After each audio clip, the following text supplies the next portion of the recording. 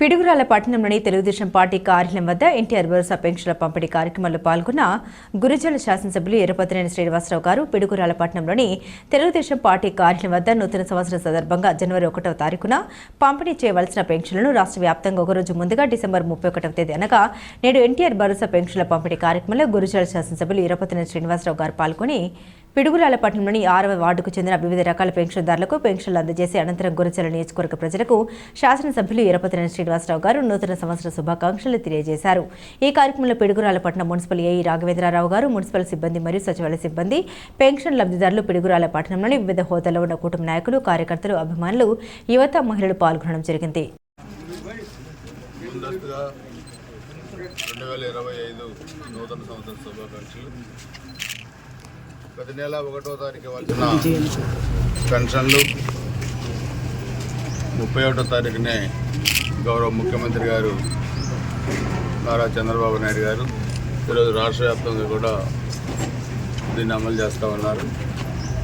ఎందుకంటే కొంత కొత్త సంవత్సరం అధికారులు కానీ, ప్రజాప్రతినిధులు, అదేవిధంగా పౌరులందరూ కూడా కొత్త సంవత్సరం మరి వేడుకల్లో కానీ లేకపోతే కొత్త సంవత్సరం ఆరంభంలో స్వాగతం పలుకుతూ అనేక కార్యక్రమాలు కూడా పాల్గొంటారు.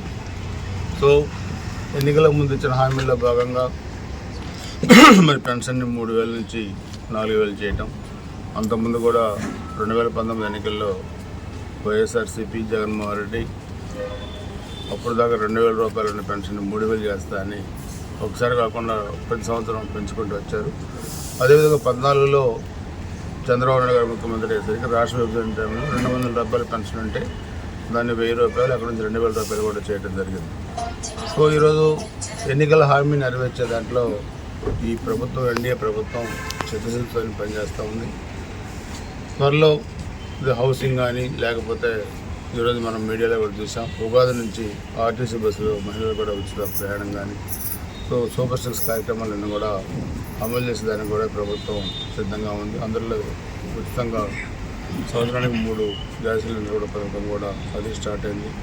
రహదారుల నిర్మాణం, అదేవిధంగా హౌసింగ్, ఎలక్ట్రిసిటీ, డ్రింకింగ్ వాటర్, నదుల అనుసంధానం, ఇవన్నీ కూడా మనం చూస్తే 1924 మధ్య విచ్ఛిన్నమైపోయిన రాష్ట్రాన్ని మళ్ళీ ట్రాక్ మీద తీసుకొచ్చి ఆర్థిక పరిస్థితిని మళ్ళా పునరుజ్జీవం చేసి ఈ రాష్ట్రాన్ని మళ్ళా అభివృద్ధిలో పరుగులు పెట్టేదానికి ఎన్డీఏ ప్రభుత్వం గౌరవ ముఖ్యమంత్రి నారా చంద్రబాబు నాయకత్వంలో పనిచేస్తూ ఉంది.